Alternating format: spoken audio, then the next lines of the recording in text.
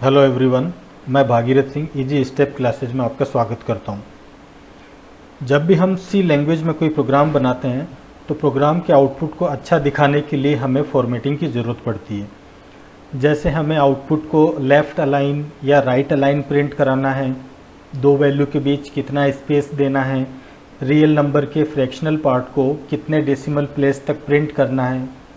मतलब हम अपनी रिक्वायरमेंट के अनुसार आउटपुट को स्क्रीन पर प्रिंट कराना चाहते हैं। सी लैंग्वेज में प्रिंटफ फंक्शन बहुत कमाल का फंक्शन है। इसमें बहुत सारे ऐसे ऑप्शंस हैं जिससे हम प्रोग्राम के आउटपुट को बहुत सुंदर तरीके से स्क्रीन पर प्रिंट करा सकते हैं।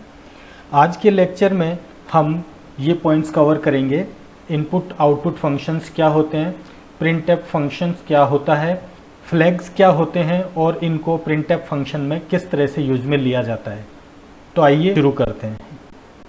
पहले हम इनपुट आउटपुट फंक्शन के बारे में जान लेते हैं। इनपुट फंक्शन से हम रन टाइम पर यानी प्रोग्राम के एग्जीक्यूशन टाइम पर यूजर से वैल्यू इनपुट लेकर उसे किसी वेरिएबल में स्टोर करते हैं, और आउटपुट फंक्शन से हम प्रोग्राम के आउटपुट को या किसी मैसेज को स्क्रीन पर प्रिंट कराते हैं।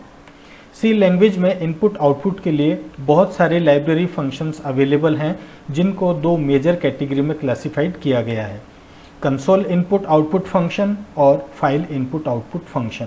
कंसोल यानी स्क्रीन प्लस कीबोर्ड। ये console input output function stdio.h header file में डिफाइन किए गए हैं, इसलिए इनको काम में लेने के लिए हमें stdio.h हेडर फाइल इंक्लूड करनी होती है। ये कंसोल इनपुट आउटपुट फंक्शन भी दो टाइप के होते हैं, फॉर्मेटेड फंक्शन और अनफॉर्मेटेड फंक्शन। फॉर्मेटेड फंक्शन में हम फॉर्मेटिंग कर सकते हैं, जबकि अनफॉर्मेटेड फंक्शन में हम फॉर्मेटिंग नहीं कर सकते हैं। फॉर्मेटेड फंक्शन में इनपुट के लिए स्कैनएफ और आउटपुट के लिए प्रिंटएफ फंक्शन को काम में लिया जाता है, इसलिए स्कैनएफ को स्कैन फॉर्मेटेड और प्रिंटएफ को प्रिंट फॉर्मेटेड फंक्शन भी कहा जाता है। अनफॉर्मेटेड फंक्शन को जनरली कैरेक्टर और स्ट्रिंग को इनपुट करने और प्रिंट करने के काम में लिया जाता है। सिंगल कैरेक्टर इनपुट करने के लिए getch, getche और get कैरेक्टर फंक्शन, और आउटपुट करने के लिए putch और put कैरेक्टर फंक्शन को काम में लेते हैं। ग्रुप ऑफ कैरेक्टर्स यानी स्ट्रिंग के इनपुट के लिए gets यानी get स्ट्रिंग और आउटपुट के लिए puts यानी put स्ट्रिंग फंक्शन काम में लेते हैं। इन सब के बारे में हम आगे आने वाली वीडियोस में डिस्कस करेंगे, और फाइल इनपुट आउटपुट फंक्शन को हम फाइल हैंडलिंग टॉपिक में कवर करेंगे। इस वीडियो में हम सिर्फ प्रिंटएफ फंक्शन पर फोकस करेंगे। प्रिंटएफ फंक्शन को प्रिंट फॉर्मेटेड फंक्शन भी कहते हैं। इस फंक्शन से हम डेटा इन्फॉर्मेशन को रिक्वायर्ड फॉर्मेट में स्क्रीन पर प्रिंट करा सकते हैं। अब पहले इसके सिंटेक्स के बारे में देख लेते हैं। प्रिंटएफ को स्मॉल लेटर्स में ही लिखा जाता है। किसी भी फंक्शन के तीन पार्ट होते हैं, पहला फंक्शन का नाम, दूसरा पैरेंथेसिस में आर्ग्यूमेंट्स, और तीसरा फंक्शन का रिटर्न टाइप कि फंक्शन एग्जीक्यूट होने के बाद किस तरह की वैल्यू रिटर्न करेगा। प्रिंटएफ फंक्शन के पैरेंथेसिस में बहुत सारे आर्ग्यूमेंट्स लिख सकते हैं, लेकिन यहाँ इसे समझने के लिए हम आर्ग्यूमेंट्स को दो पार्ट में डिवाइड कर लेते हैं, पार्ट 1 और पार्ट 2। पार्ट 1 में फॉर्मेट स्ट्रिंग को डबल कोट में लिखा जाता है। इस फॉर्मेट स्ट्रिंग में हम जो भी कैरेक्टर या स्ट्रिंग लिखते हैं वो वैसा का वैसा स्क्रीन पर प्रिंट हो जाता है। फॉर्मेट स्पेसिफायर से हम किसी वैल्यू को प्रिंट कराते हैं। फॉर्मेट स्पेसिफायर के बारे में हम पिछले लेक्चर में पढ़ चुके हैं। इसके अलावा एस्केप सीक्वेंस जैसे \n और \t से हम आउटपुट सीक्वेंस को एस्केप या ब्रेक करते हैं। एस्केप सीक्वेंस के बारे में हम नेक्स्ट वीडियो में डिटेल में डिस्कस करेंगे। यानी फॉर्मेट स्ट्रिंग पार्ट में हम कैरेक्टर, स्ट्रिंग, फॉर्मेट स्पेसिफायर और एस्केप सीक्वेंस को काम में ले सकते हैं। आर्ग्यूमेंट के पार्ट 2 में यानी ये जो लिस्ट ऑफ डैश डैश लिखा है, इसमें हम वेरिएबल्स के नाम लिख सकते हैं जिनकी वैल्यू प्रिंट करानी है। इसके अलावा प्रिंट के लिए कांस्टेंट वैल्यूज़ भी लिख सकते हैं, कोई एक्सप्रेशन भी लिख सकते हैं, और किसी फंक्शन को भी यहाँ पर कॉल किया जा सकता है। यानी आर्ग्यूमेंट के पार्ट 2 में हम इन सब को काम में ले सकते हैं। सी लैंग्वेज में अगर हम किसी फंक्शन का रिटर्न टाइप नहीं लिखते हैं तो वह बाय डिफ़ॉल्ट इंटीजर माना जाता है।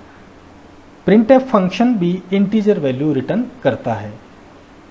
अब प्रिंटफ फंक्शन के कुछ एग्जांपल्स देख लेते हैं। इन एग्जाम्पल के आउटपुट के लिए हम एक स्क्रीन बना लेते हैं और मान लेते हैं उस पर पहले से कुछ लिखा हुआ है। प्रोग्राम का एग्जीक्यूशन मेन फंक्शन से स्टार्ट होगा।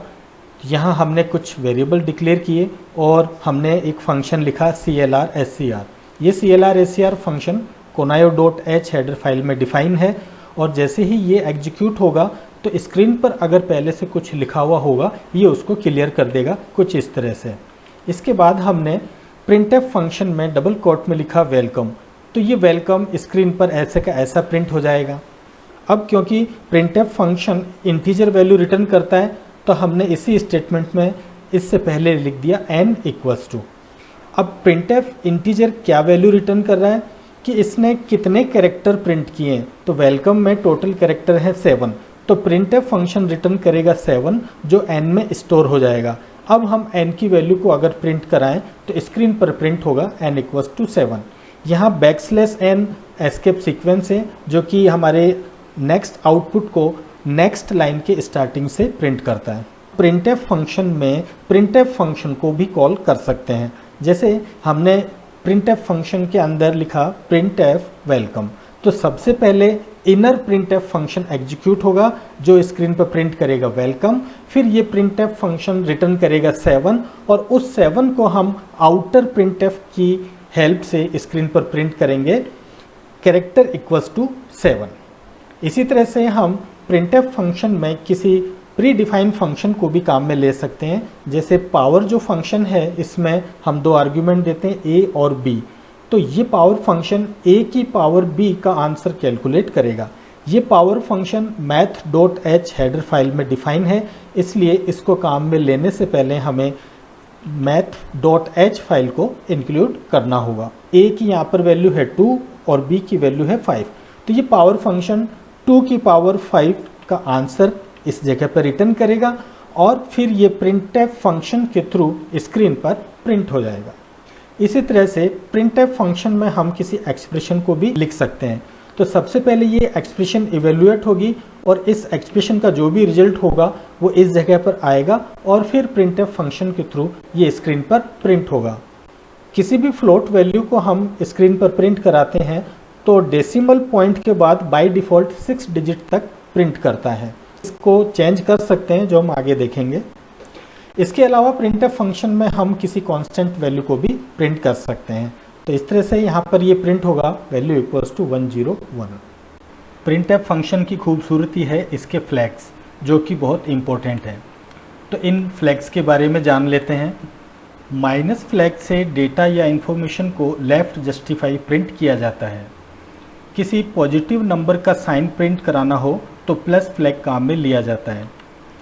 ब्लैंक स्पेस में 0 पैडिंग के लिए 0 फ्लैग को काम में लेते हैं और हैश यानी पाउंड फ्लैग को %o या %x के साथ काम में लिया जाता है, जिससे ऑक्टल नंबर के पहले 0 और हेक्साडेसिमल नंबर के पहले 0x प्रिंट हो जाता है।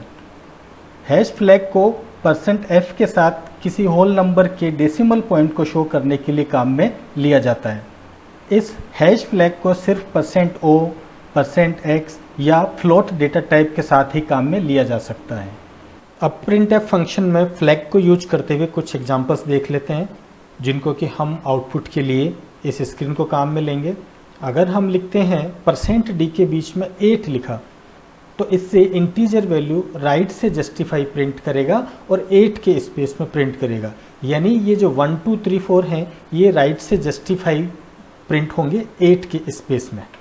अगर %d के बीच में हम -8 लिख देते हैं, माइनस फ्लैग को काम में लेते हैं, तो यही वैल्यू लेफ्ट से जस्टिफाई प्रिंट होगी। अगर हम %d के बीच में 08 यानी 0 फ्लैग को लिखते हैं तो ये वैल्यू राइट से जस्टिफाई तो प्रिंट होगी, प्लस लेफ्ट में जितने स्पेस बचेंगे उन सब में 0 प्रिंट हो जाएगा। अगर हम %d के बीच में प्लस फ्लैग को काम में लेते हैं, प्लस के साइन को प्रिंट करने के लिए इस फ्लैग को हम काम में लेते हैं, तो वैल्यू राइट से जस्टिफाई होगी और पॉजिटिव सिंबल का निशान प्रिंट होगा। अगर हम माइनस और प्लस दोनों फ्लैग को एक साथ काम में लेते हैं और 8 हमने लिखा है, यानी इससे जो प्रिंट होगा वो प्लस साइन के साथ ये वैल्यू लेफ्ट से जस्टिफाई प्रिंट हो जाएगी। इसी तरह से अगर हम किसी फ्लोट वैल्यू को प्रिंट करा रहे हैं, हमने लिखा %f के बीच में 08.2, तो यहाँ 8 का मतलब है कि 8 के स्पेस में ये फ्लोट वैल्यू प्रिंट होगी। 0.2 का मतलब है कि इस डेसिमल पॉइंट के बाद में 2 डिजिट प्रिंट होगी। राइट से जस्टिफाई को भी बताता है, तो ये वैल्यू राइट से जस्टिफाई भी होगी। और अगर फिर भी लेफ्ट में कोई स्पेस बचता है तो ये 0 फ्लैग उसकी जगह 0 प्रिंट कर देगा, कुछ इस तरह से। और अगर हम %f के बीच में -8.2f लिखते हैं तो ये लेफ्ट से जस्टिफाई प्रिंट करेगा। अगर हम %f के बीच में $.* लिखते हैं और यहाँ पर हमने 8,2 जो वैल्यू दी है, तो 8 की वैल्यू फर्स्ट स्टार की जगह काम में ली जाएगी और 2 की वैल्यू को सेकंड वाले स्टार की जगह कंसीडर करके काम में लिया जाएगा। यानी ये प्रिंट होगा 8.2 के स्पेस में ये फ्लोट वैल्यू प्रिंट होगी, वो भी राइट से जस्टिफाई, कुछ इस तरह से। अब मान लेते हैं हमने एक फ्लोट वेरिएबल डिक्लेयर किया f, जिसमें हमने असाइन किया 10 और अब हम प्रिंट कर रहे हैं 0.0f, यानी %f के बीच में हमने लिखा 0.0f। तो 0.0 का मतलब है कि डेसिमल पॉइंट के बाद हमें कोई भी डिजिट प्रिंट नहीं करना है। अगर हम %f के बीच में #0f लिखते हैं तो ये जो हैश फ्लैग को काम में हम ले रहे हैं, ये किसी भी होल नंबर में डेसिमल पॉइंट को प्रिंट करने के काम आता है। अगर हम %o के बीच में हैश लिखते हैं तो हैश फ्लैग इस ऑक्टल नंबर को ऑक्टल फॉर्म में प्रिंट कर देगा, यानी पहले 0 इसमें प्रिंट होगा। और इसी तरह से अगर हम %x के बीच में हैश लगा देते हैं, हेक्साडेसिमल फॉर्म में प्रिंट करेगा, इस तरह से। और सबसे खूबसूरत चीज़ इसमें फ्लोट वैल्यू को प्रिंट करने के लिए देखें, %8.2f हमने 2 बार लिखा, इसमें वैल्यू प्रिंट होगी राइट से जस्टिफाई और आफ्टर डेसिमल पॉइंट कितना 2 डिजिट प्रिंट होगा। तो पहली लाइन में 2 वैल्यू प्रिंट होगी आफ्टर डेसिमल पॉइंट जिनके 2 डिजिट्स हैं। इसके बाद \n यानी नेक्स्ट लाइन पर आ जाएंगे और उसके बाद फिर से हमने लिखा 8.2f %8.2f, यानी अब नेक्स्ट जो वैल्यू होगी वो भी एक स्पेस में राइट से जस्टिफाई प्रिंट होगी विथ 2 डेसिमल पॉइंट, यानी कुछ इस तरह से। तो इन फ्लोट वैल्यू को देखो, हम डेसिमल पॉइंट के नीचे डेसिमल पॉइंट है और इस रीडेबल फॉर्म में इसको खूबसूरती के साथ प्रिंट कर सकते हैं। तो आशा करता हूँ कि आपको printf फंक्शन और इसके फ्लैग्स की जानकारी पसंद आई होगी। अगर ये वीडियो लेक्चर आपको पसंद आया हो तो इसे लाइक करें और अपने फ्रेंड्स के साथ शेयर ज़रूर करें। Thank you for watching.